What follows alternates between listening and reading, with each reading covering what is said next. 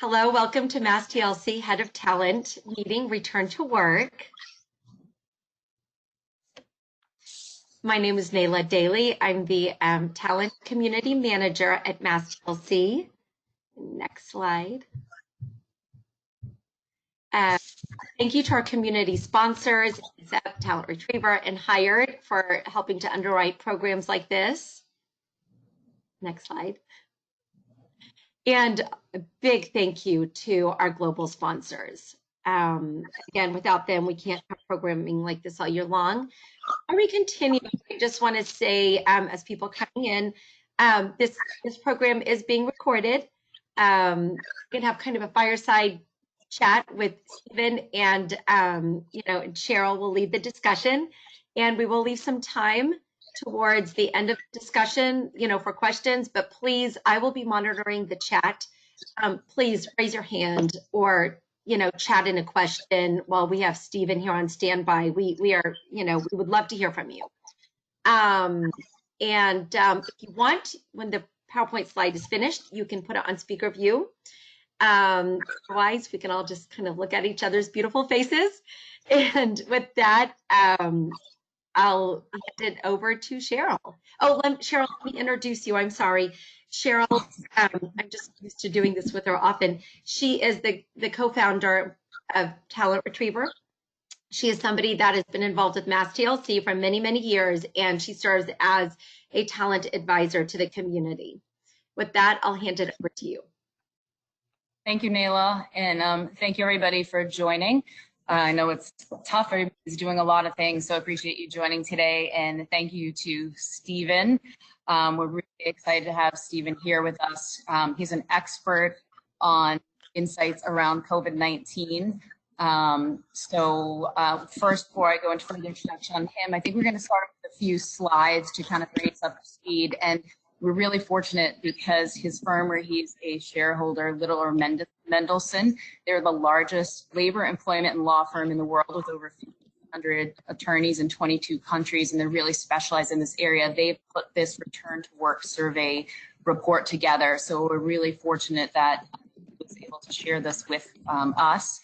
And Nick Sarno, who works with me at Talent Retriever, took some pieces of that and put that together today. So we'll just kind of quickly go through this, but just to take a little bit of and Stephen, feel free to jump in if I'm getting anything wrong here, but I'll just kind of give a quick overview. Just quickly, this was a survey of over 1,000 professionals across the U.S.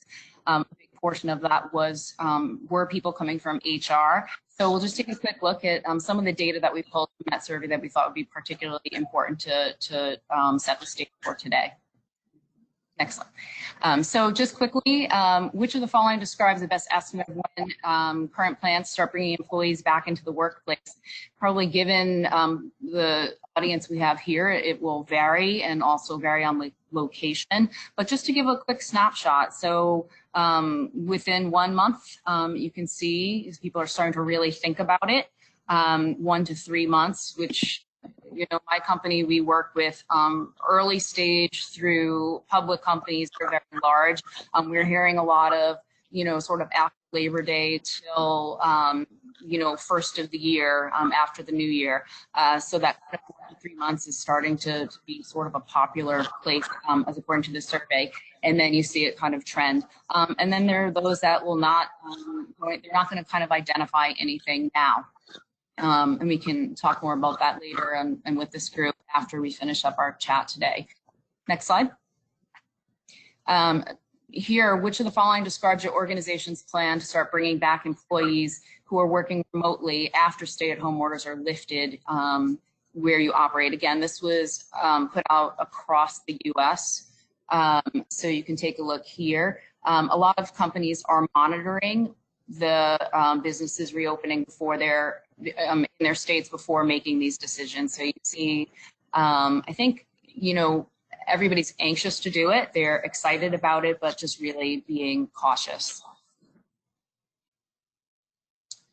And then we'll talk more about this as well with Steve today, actions that companies are taking or planning to take to keep employees safe in the workplace. And we will talk about safety today. So, and we will make this available to you. And as Nayla said, this will be recorded, so you can take a further look at this. Steve, is this something we could send share the survey, the overall survey with the group afterwards if they'd like to request it? Yeah, absolutely. We have a whole report that's available on our website, but I can certainly circulate that. Or I could probably find it and even put it in the chat if we have a minute. But yes. Yeah, that would be great. The report's awesome. Wonderful. Next slide, Nick. Cheryl, I just to be mindful that Nicole has a question to address after we go through the slides. She did want to take a moment in the presentation today to ask when everybody's reopening. Okay, handing it back over to you. Okay, yeah, and we're definitely going to have, I should have started with that. We will definitely have time for questions at the end, and I do think it would be helpful to know, sort of get a feel for the group, what people are doing when they're reopening, and thoughts on kind of feedback and how your companies are feeling about that. How your organization plans to manage work from home requests after reopening. This is a hot topic. Again, we'll be talking about this today. When it comes to flexibility, accommodating requests, there are going to be issues around school and home care and health and so forth. So just to get a little bit of snapshot on and what professionals are thinking across the country. Next slide. And then this is concern over liability in lawsuits. So you can see here, some concerned. I think everybody's thinking about it, which is why we have Steve here today. It's a hot topic for sure. So very few people are not at all concerned, which you wonder why people wouldn't be concerned, but interesting. And this is a little bit hard to read. These are, again, we'll follow this, but reasons why, what's on the mind for lawsuits that, people are thinking about. You can see the number one here, entitlements of medical leave and so forth, family leave. And Steve, you can address this further as we talk. And again, questions, please put those in the chat box, things you're thinking about, things that maybe you're starting to get questions about from your own employees. I think that was the last one. Is that right? Okay. Great. So we'll just kind of jump in, and we do have, I've got some questions here to ask Steve, and if you're not hearing something, again, put it in box. We will probably address those at the end, but certainly, Nayla, if there is a burning question that we want to bring to the front, please just jump in and let's kind of bring that up as we go along, something relevant to what we're talking about. Okay, so we are really fortunate to have Steve here. Again, he is a shareholder at Littler. He represents employers in Massachusetts and across the U.S. Over the past few months, Steve's practice has been focused on helping businesses navigate the challenges posed by COVID-19, including health and safety compliance, business restructuring and reopening, and return to work issues. So we are really fortunate to have somebody with such expertise joining us today. Things are changing so quickly. I'm sure it's been a crazy ride for you and your firm, Steve. And being in HR, I feel like we all say, I've heard it all, but we never really have. We're getting surprised by something that we're not expecting. It's human resources. So we may come up with some crazy questions for you, but kind of to jump in, might be for you to give just kind of the latest, very quick overview of the guidelines of the current phase of reopening. I know we're reading about it and everybody hears about the phases, but from a workplace standpoint, just a brief sort of high level overview, and then we can dig in further. Sure, yeah, so thanks very much, Cheryl, and thanks to MassTLC for having me, and thanks everybody for being here. I hope I can illuminate you as best as we can in these crazy times. So everyone probably saw that last week we entered phase 2.2 or phase 2.5 or however you want to call it, phase 2. For workplaces, it's great that we now have indoor restaurants, so that's great, and some other businesses that are opening. But for employers, that means you can now do 50% occupancy in your workplaces. So before yesterday, it was just 25%. Now it's up to 50%. I think that was the biggest change that we've seen. Otherwise, the reopening guidelines are generally the same. I don't think there are many changes to the reopening guidelines. The biggest one I think you still have to keep in mind is you either need to keep 6 feet of separation between workplaces, or you have to do partitions between people. So I know a lot of companies went to the open floor plans in the past few years, which, pre-pandemic seemed like a great idea. But if you now have people who are, 6 months ago were shoulder to shoulder, you can't have that kind of workplace anymore. You either have to separate the people out, so there's at least a 6-foot separation, or you have to go out and get partitions. And the partitions have to be at least 6 feet high. The other guidelines, which have been in place since, I think, early May, are still the same. There's a lot of signs that you need to post throughout your workplace, informing people of what they need to do. Face coverings are still required in any kind of public areas, anytime you're going to be around people. Have to provide a lot of hand washing stations, either soap and water or hand sanitizer. You need to provide cleaning at least daily, and if possible more frequently than daily. And for anyone who's returning to work, now that we've gone up to the 50% threshold, anyone who's coming back to work, you have to provide a training that shows them how to be safe, how to avoid infection and things like that. And if you don't have one already, you need a plan in place, a prevention plan. And there's a good template. I got to say, kudos to the state government. The Reopening Massachusetts website does have a lot of very good templates and documents and forms. Hopefully everyone's taken a look at them. If not, I would recommend checking those out, because things like the template prevention plan are available, and all the signs that you need to post up as well are available on that website. Great, thank you.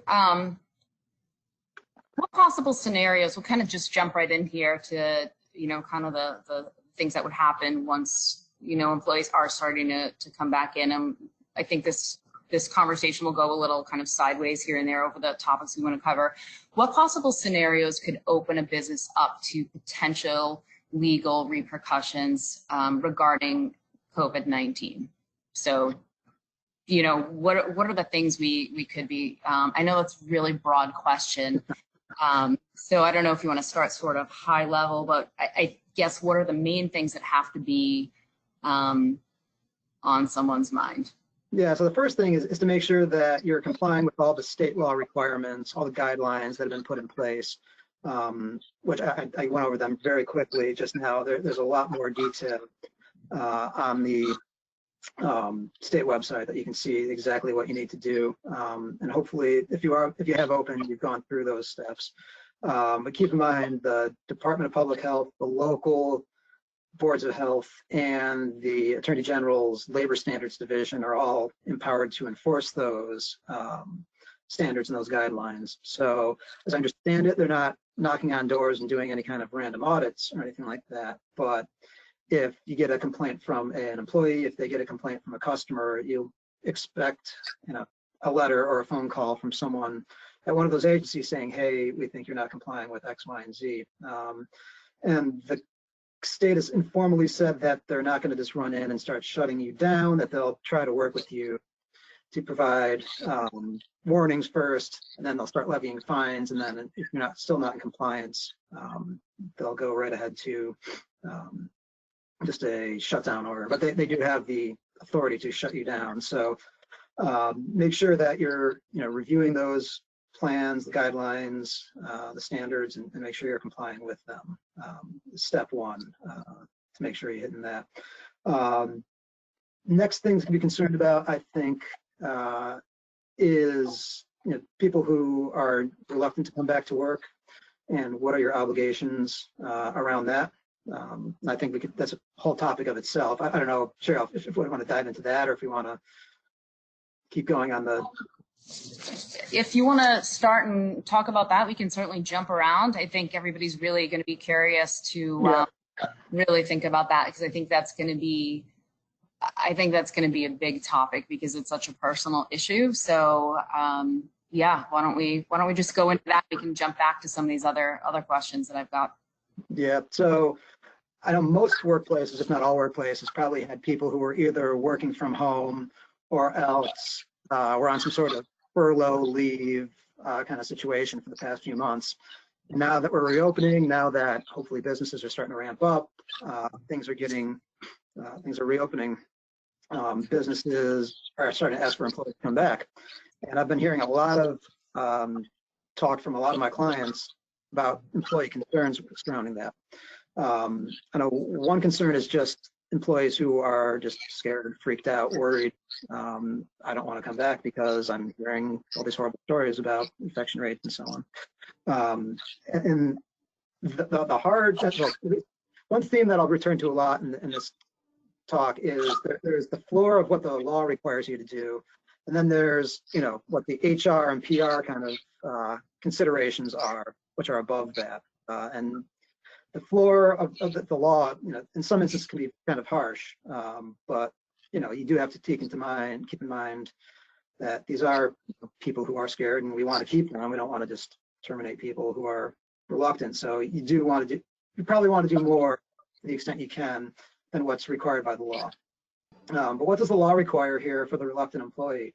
The fact is not much. If the person has a disability, so a disability under the ADA or state law, medical condition that limits a major life activity, you have to provide them an accommodation. So, hey, I have emphysema, I'm recovering from cancer, treatments, something like that. You have to talk to the person, find out what the accommodation is, and that accommodation might be they work from home, they get a office separated from someone else. You still have to go through what's called the interactive process, where you go back and forth with them and try to find something that can work with them. People who don't have an underlying medical condition, for instance, people who are older, there's no requirement under the law that you accommodate someone just because they're older. So we all know that 65 and older people, according to the CDC, are more susceptible to serious complications from the virus. But the law says you don't have to accommodate those people. You don't have to say, okay, we'll give you a special modification like you would for someone with a disability. Now, again, this is what the law says.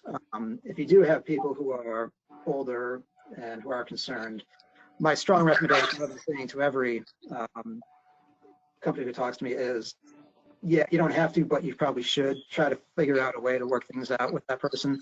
A, it's the right and fair thing to do, right? And B, people who are, let go unfairly, even if they don't have a claim, we'll try to find one, even if that's not the reason.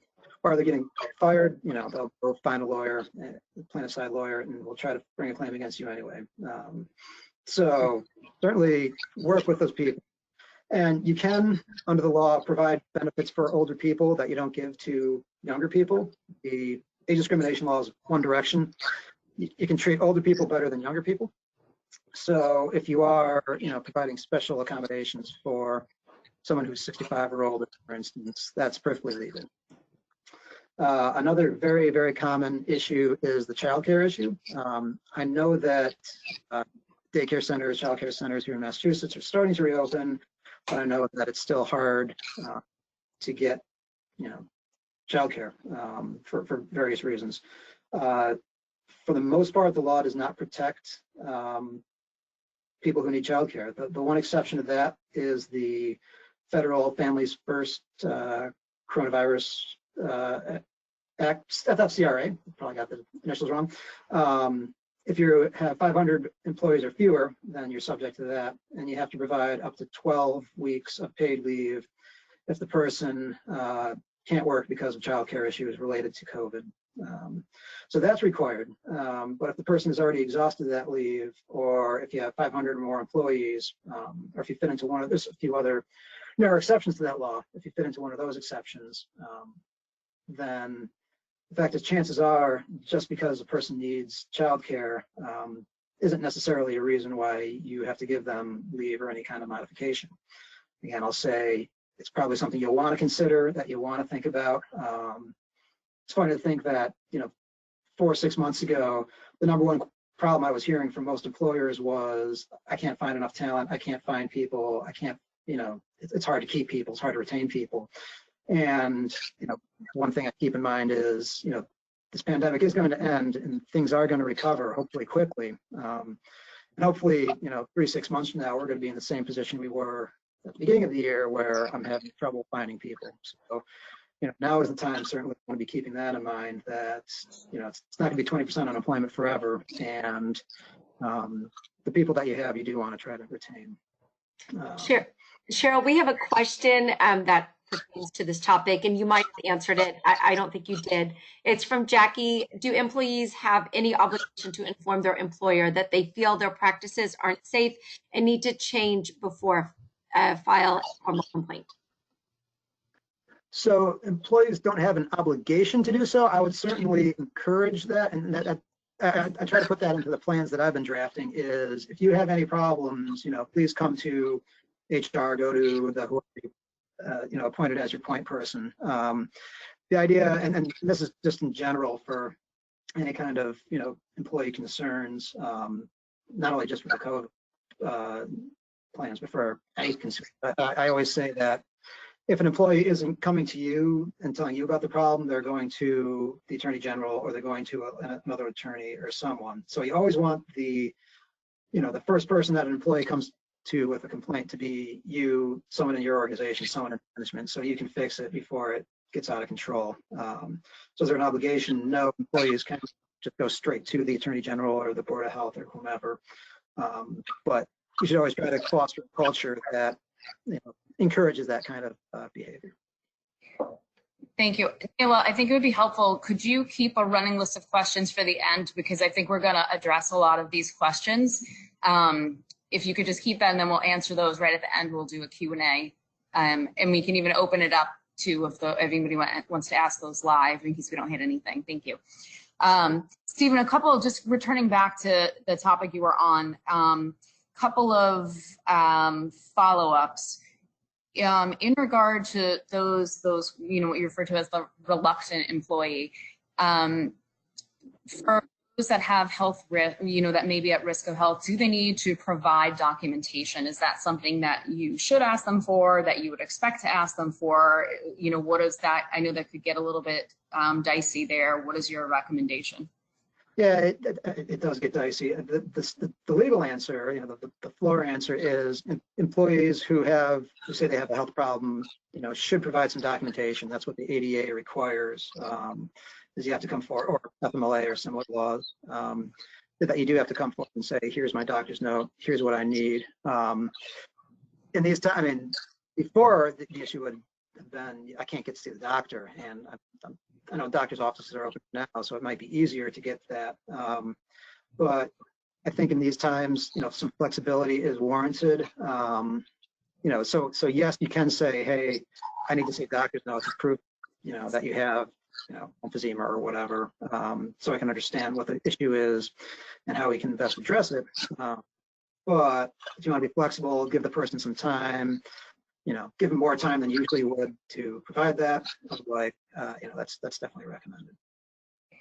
And then kind of a little bit of a sidestep, if your office is safe and you're doing everything and putting that in place, and somebody still feels that their only way to get to work is through public transportation, and that isn't comfortable, and that feels like what's preventing them to get there, where do you land on that? Like, what do you have to do? So, I want to come to work, but I have no other way to get there.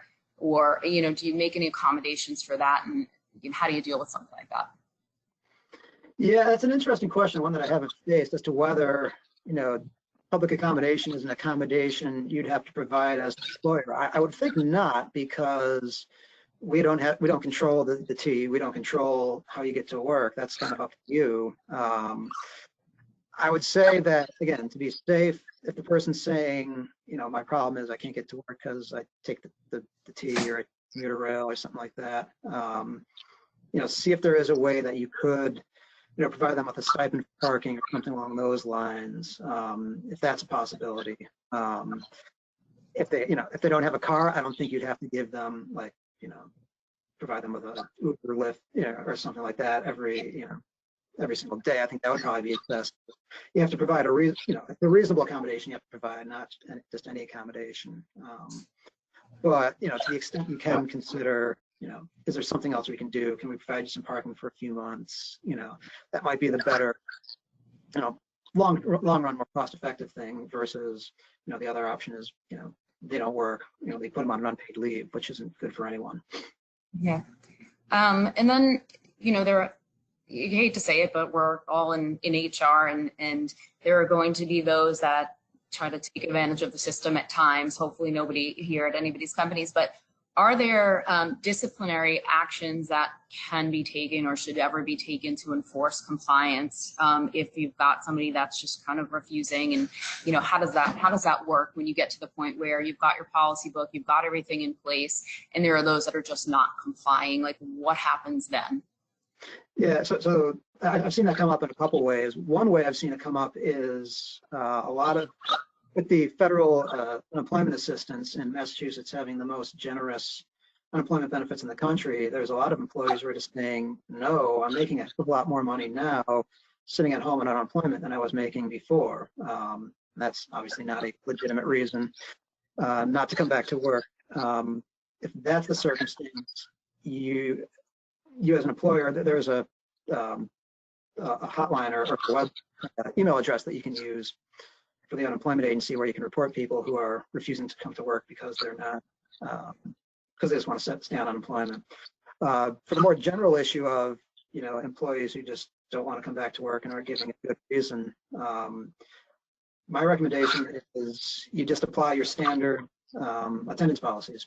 It's just like any other, situation where, but let's say first work with the person, talk to them, say, look, here's what we've done, here's the steps that we've taken, we've gone through, everything the state's required. Is there anything specifically that's concerning you? And see if you can work with the person within reason. If it's just no, I can't do this, I can't come back, I'm too worried. The analogy I would use is kind of like the flu, right? It's not like the flu, but it is, in that if someone 6 months ago said, I don't want to get the flu, so I'm not coming to work, you wouldn't have said okay to that. We've taken steps now. We are in a different world, to be sure. But if you've done everything you can to ensure that the workplace is safe, and the person is being unreasonable and saying, I don't want to come to work, it's just like any other refusal to come to work. And you say, okay, well, Monday, the job is there for you. And, if you don't come in, whatever your policy says, 3 days in a row or whatever, we'll consider that your resignation. And I'm sorry. And I hope you, can come back. So something of a middle ground can be, you can put the person on an unpaid leave. You just say, well, all right, we'll just, keep you on the shelf. Of course, if that's, if it's someone who you need to come to work, you can't just keep the person's job open. That might not be an option. Okay. Let's kind of jump back into, I think this is something that's on the mind of a lot of people and probably some companies, and you mentioned about, putting safety measures in place in the office, and I think and putting policy books together. And I think probably a lot of people are starting to either think about this or have things in place, but preventative measures to identify individuals who test positive for COVID-19 in this area can get a little bit sensitive. So things like temperature checks, should these be conducted before entering the office, at the office, who should be responsible, self-checks, and I know it's probably is dependent on, if you're a manufacturing company, there are those sensors when you walk in. It's a budgetary issue, it's a personal issue. There are many people that might be in, hey, you're going to be the one that takes the temperature, and they may not want to be that person that takes the temperature. And there are people that don't want to comply to policies. So if you just kind of touch on that topic, kind of preventative measures of walking in the office. Absolutely, yeah.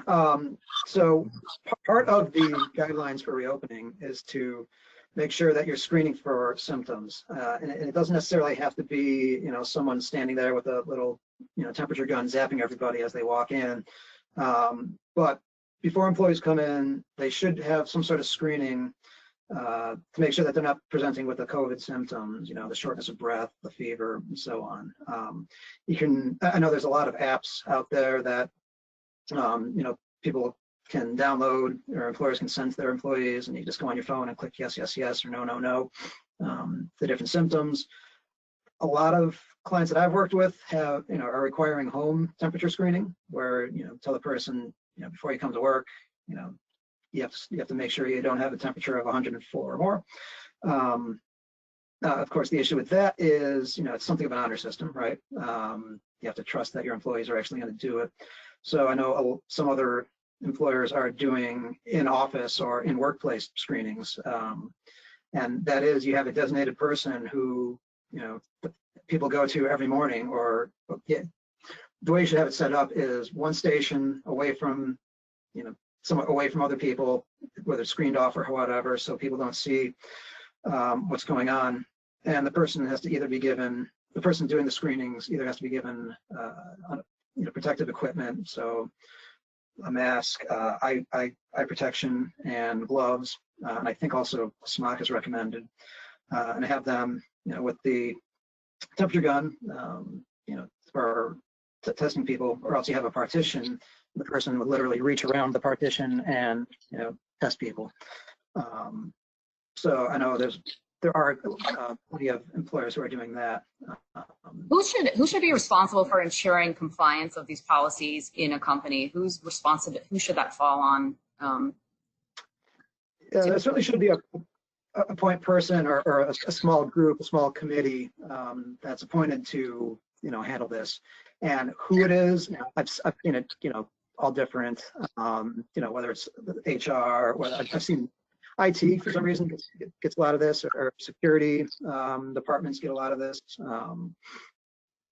So yes, you should find someone, certainly someone trustworthy and discreet, who can be the point person for handling that kind of screening. Okay, and now let's kind of move into, if an employee does test positive for COVID-19, what should be done? Should offices be shut down and sanitized? If so, for how long? What is the extreme? Where do you have to go? Kind of, let's just start with that first.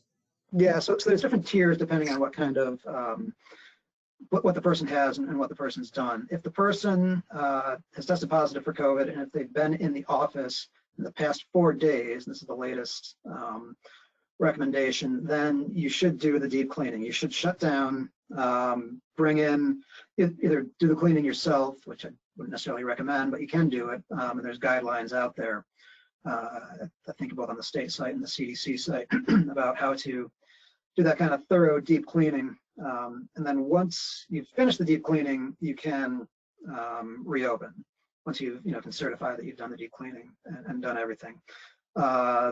If somebody tests positive, they haven't been in the office in the last 4 days, good. You don't have to do the full deep cleaning. The current recommendation is people should be told to quarantine people who test positive for 10 days, the longer of 10 days, and 72 hours since they've recovered, from any symptoms. So whichever longer though is 10 days from testing, or 72 hours of not presenting any symptoms is a recommendation. And then in regard to privacy, do you identify the individual who tested positive? Like, do you have an obligation to keep that private? What is the recommendation there? So if the person is symptomatic, you're required to do contact tracing. And contact tracing means you sit down with the person and say, okay, who in the office have you been in close contact with in the past 4 days? And luckily, close contact is defined somewhat narrowly. It's either that they're within 6 feet of the person for a prolonged period, which is 10 to 15 minutes, or there's direct contact, which means I coughed on this person. They shared my glass or something like that. Hopefully, with the restrictions in place, you're not going to have a lot of close contact now, since people are supposed to be staying 6 feet apart, and people shouldn't be coughing on one another. But if you do, so you get that list of close contacts, then you do have to go notify them, those people, and tell them hey, sorry, you are in close contact with someone who is symptomatic. And unfortunately, we need you to quarantine for 14 days, can't come to the office. Now, what do you disclose? You cannot disclose the name of the person who tested positive to any other employees. You have to keep that confidential. If you can, you should, you can say, well, I think it was a person in marketing. I think it was, one of our employees on the day shift, something of that nature. If it doesn't, reveal who the person, if you have a marketing department of 2 and everybody sees that Jane Doe isn't in, you should probably just say you've been in contact with someone and just leave it at that. I mean, the fact is, chances are people will be able to piece together, hey, wait a minute, Jane's been out for 10 days. I bet she has COVID. There's nothing you can really do to avoid that, but we can't disclose as a company the names of people. The exception to that is the guidelines say that employers should disclose the names of people to the local board of health if they tested positive. That way, the state can track it and do what the state needs to do. So that you can do. That again should be strictly need to know. Whomever did the test should disclose to your local Tenoga City Board of Health that this person tested positive. For those that were directly exposed, are they required to have a test to return to the office? So you can't require a test for someone to come back to the office. The EEOC just came out with that, I think last week. You can, they can if they want to. They're free to go get a test. If they come back negative, you can wait 24 hours. And if they still don't present with any symptoms, you can have them come to work. Otherwise, it has to be a 14-day quarantine for the person. Okay.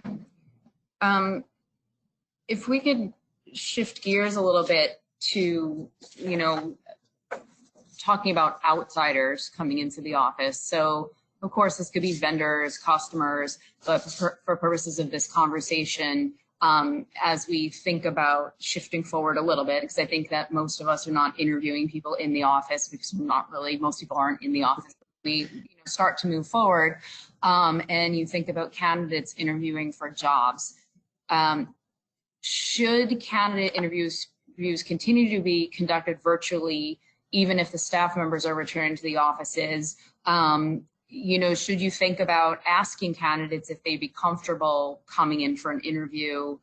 And then we want to, also shift to how do you deal with how do you interview them? How do you talk about that? How do you ensure some of these things? And I have some more questions specifics I can ask you, but I guess if you want to just kind of address that generally first would be great. Yeah, I think first the recommendation would be, the guidelines say you should limit contacts with people as much as possible. So if you can still do the, remote interviews, you can still do it by GoToMeeting or, whatever company that you use. I would still recommend doing that, to the fullest extent possible. Just because you don't want to be in the situation where, okay, now this person tested positive, now we have to contact trace them, everyone who interviewed, now, all our hiring managers have to stay at home for 14 days. You don't want that. So if you can, I would say, yes, keep doing remote. And I think that's just kind of a general recommendation across the board is, I know the curve is going downward, but it's still not zero. So to the extent you can continue teleworking, remote meetings, things of that nature, do so. If, you really want to get that person in, you really want to, be able to see them in person, I think you can. You just have to follow all the guidelines, masks, let's limit the number. You don't want to have, 10 people in the room. Try to do it one-on-one, 6 feet of distance, separate ends of the table kind of thing. It's probably what you want to do. A lot of hand sanitizer. No handshakes, none of that. Okay. So yes, you can do it. So I know everybody is sensitive when we train people, lots of hiring managers on what to ask and not to ask.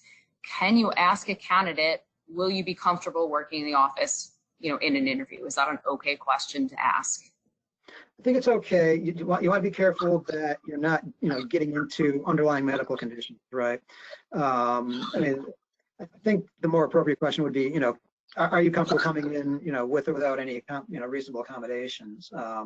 Just like you would ask, another person, you don't want to find, you don't want to ask the question, and say, oh yeah, I have cancer. All right, now we, open that can of worms. So, you can certainly ask that. You can also ask, you can make sure that the person is not, has not tested positive for COVID. If the person does test positive for COVID, you can, require that they clear up, any symptoms, just like any other person who tested positive. So if I have a start date of tomorrow and I just got my positive test, I'm not starting tomorrow. You can still make me wait, 10 days or 72 hours after the symptoms resolve. So if they say, no, I'm not comfortable, or I don't want to come in the office, and then are not offered the job for other reasons, which could happen, it's just part of the sort of interview process and they meet with different people, are you opening up yourself to potential legal action, which may or may not be for, the right intention or reason, which plenty of us have seen? Yeah, it's certainly potential. I think if you're, asking the questions carefully, I think you have to ask the question, right? I mean, if you give the person an offer and they say, "Oh, I'm not coming in," then where are you? So I think you still have to ask the question. You just have to, tread the fine line of, we're not inquiring about your medical conditions. We just want to make sure that, you understand. And it may be a back and forth of, here's what we are doing. You've seen that we have the partitions, that we have, we're distancing. Are you comfortable with that? Are you okay with that? Okay, great. I think we've hit on. We jumped around a bit. I think we've hit on the main topics, which we want to. Naila, do you have some questions that have come in? I was going to say it's about 1:45, so why don't we open it up to the audience for questions? But we do have some here. Can I just call on you and you can ask your questions? Yeah. Does everybody want to put their cameras back on? That would be great. We'd love to see your faces. If you can ask your questions, hear your voices would be great. So Nicole has a question. Why don't you go ahead and ask your question, Nicole, instead of me asking it for you? Sure. I just wanted to take a poll and get a gauge of when people are planning on opening. As I'm sure many of you, we don't want to be the early adopters. So I'm just trying to see, particularly I'm in Boston in the Seaport District. So maybe, I don't know if it's easy to do a raise of hands for September. I'm curious, is anybody opening before September?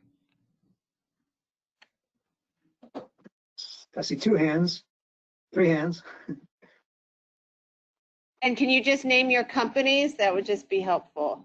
Yeah, hi, I'm Chris Allen. I'm from Sensata Technologies. We're south of the city, but we are an essential manufacturer, so our manufacturing has remained open this entire time. Our offices opened at 25% capacity. I believe it was phase 1, and then we are moving towards the 50% capacity that has been released for phase 2.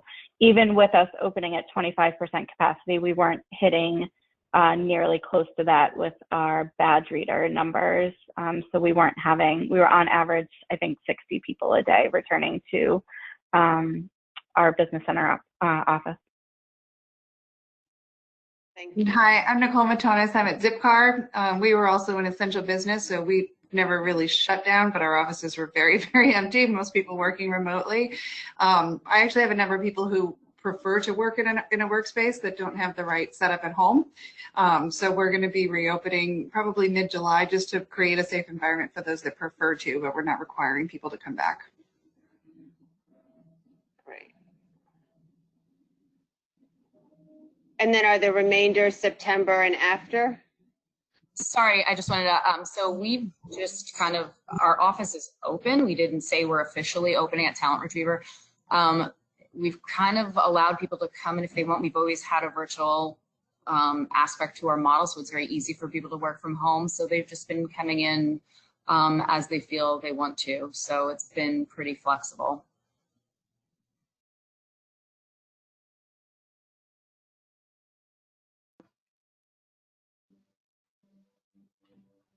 Is Brigitte, is that you? I don't think we can hear you. You want to type in your question or your answer? Sorry. There's, How's that? yeah, much I'm better. sorry. I had my speaker, sorry. Yeah, I'm Brigida with Interactions. We're a software tech company in Franklin, and we're actually staying virtual and consolidating our real estate footprint a little bit. So in the fall, we will only be going to the office for client visits and collaboration, like staff meetings. So we are actually staying and transitioning to a long-term virtual workforce.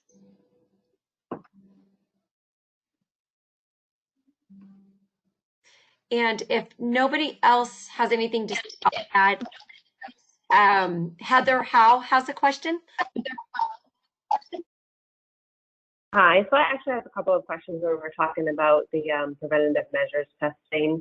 So I have a very small footprint in Cambridge. We're based in Cambridge. I have, when everybody is actually in the office, I might have 30 people in the office.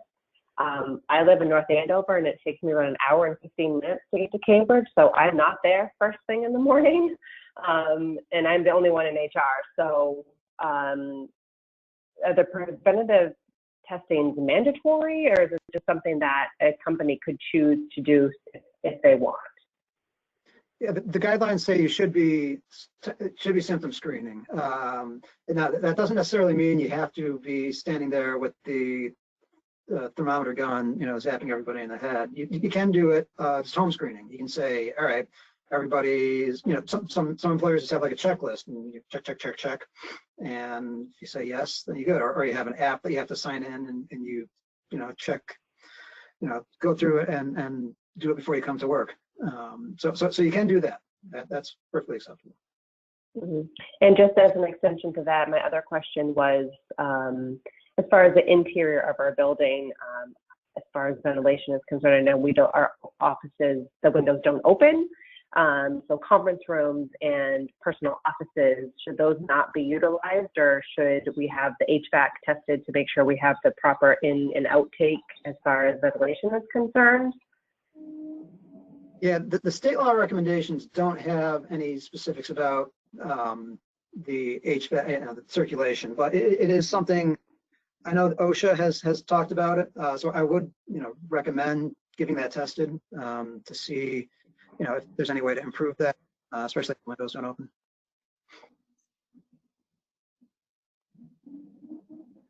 Thank you.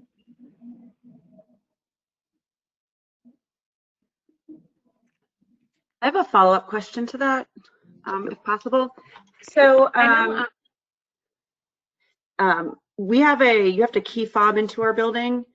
I was wondering if you could put your screening above the key fob and just say, by keying into the entrance, you're agreeing that you don't have any of these symptoms? Yeah, I think that would work. I mean, my only concern is it's not a very robust system, right? I mean, yeah, okay, beep, whatever, cough. So, I would prefer something a little more, hands-on, whether it's an app or a piece of paper or something like that.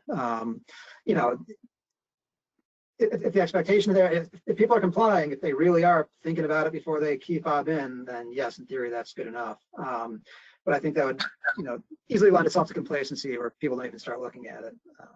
So I don't know if that would be enough. I don't know if there are, maybe there's somewhere, Nayla, that people could share. I've heard of a few apps, and we're looking at a few and trying to figure out the right one for us, that maybe we can just throw some ideas of some different apps people have tried and what they're having success with, where it is that, tracker, that it's kind of that self-monitored apps, and maybe there's somewhere to kind of put that or share with the group. It can also just be as simple as sending an email, every morning. I don't have any sense, I don't have these symptoms, like that. Or you send an email out to everybody, and you get the response back every morning.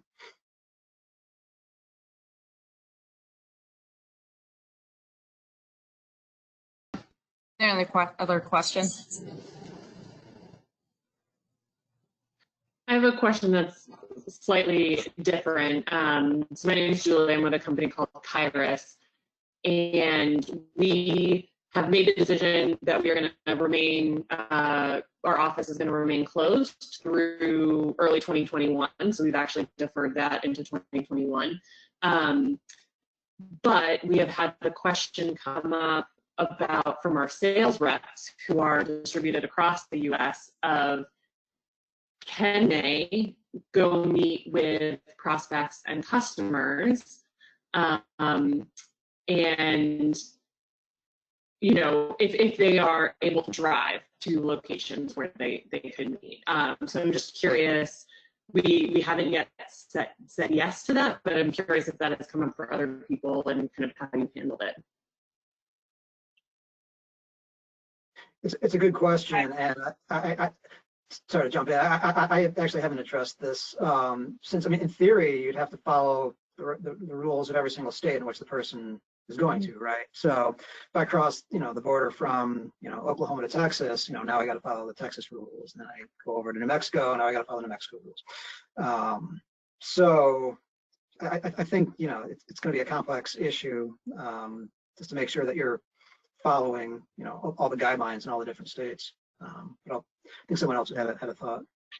Yeah, well, I was going to add that we actually had the same exact thing come up this week, willing to kind of drive, and I think we are handling it state by state, and that state cases are kind of on the rise. So we said no to the driving travel. So I think it will probably handle it that way, state by state. So at Sensata, we just put together a travel tracker.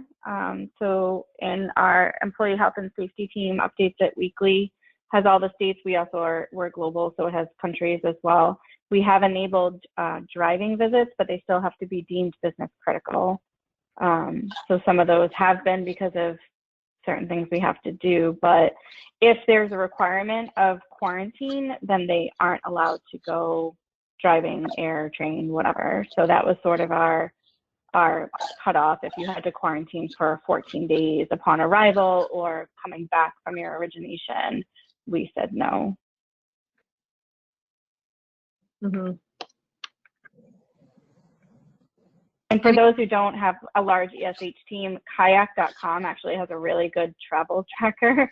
Like they have a specific link to it that I could put in the chat that we've also kind of used. It's a nice visual as well to use. Thank you, that'd be great. Any other final questions for Stephen before we do a quick wrap up with him? I think I threw it in the chat because I know you brought up candidates and on-site interviews, which we're not doing. But in terms of if around the fall timeframe with client visits, do you think this screening form in advance is enough, or would you recommend the temperature gun on site? I'm sorry, for clients, for prospective customers, like in the fall. Yeah, that's a tough one, because, you know, on one hand, you don't want to be, you know, screening everyone who's coming in, right? That's not a very nice first impression to make. Right. But, you know, by the same token, you also don't want to have your entire, you know, office come down with coronavirus. So, you know, the safe answer is, yeah, you should be screening them. You know, practically speaking, is that, you know, going to happen? I don't know. I don't understand why, you know, you might not. I guess the other thing to consider is, you know, we don't know where we're going to be in the fall, right? Yeah. Could be, you know, 0 infections, and we all hope it. Could be wave 2, and now we're all back where we were 3 months ago. Hope that's not the case. We know that the trends are going down, at least here, but they're also going the wrong direction in other states. So, yeah. I'm very, very wary of making any predictions beyond tomorrow at this point. I know, right? And it's not like we have clients wanting to come to our offices either. Just trying to hope it changes. Yeah. Just to wrap up, I know, you know, in HR, everybody's stretched so thin. There's so much going on, so many moving pieces. Stephen, maybe just as a final thought to share with the group, if you had to pick 1 or 2 things to be focused on as a highest priority, and you say, get this in order, you know, what are you going to recommend get on top of this, make sure you've got this down as a takeaway from today. Yeah, so certainly make sure that you're complying with all the state law requirements. Go on that Reopening Massachusetts website. Make sure you've checked all the boxes and everything's lined up there. And one thing I maybe I didn't touch on enough is make sure that you're treating people consistently. All the discrimination and laws, those all still apply here. So make sure that you're being consistent both within people now and that you're being consistent with how you've treated people in the past. If you gave somebody time off for childcare issues a year ago, you probably still have to do it for someone this year. And make sure you're treating people the same, unless you have a very, very legitimate business reason to deviate from that. Thank you. That's really helpful. We really thank you for your time, Steve. That was great, awesome information. And we will get that the slides out to you. And then I know that Nayla is going to do a follow-up to see what other topics, which I think changes on a daily, weekly basis, what the next hot topic's going to be. But your input as to, what would be the next session we want to do. We can continue to bring in some guest speakers like Steve, who was wonderful. So please share those. Steve, thank you so much. That was really insightful. I know you answered a lot of questions that were on my mind, and I'm sure everybody else's too. And thanks for being put on the spot with the questions. My pleasure. Thank you all. Thank you. Thank you, everybody. Thanks so much for your time. I'll follow up with all the information.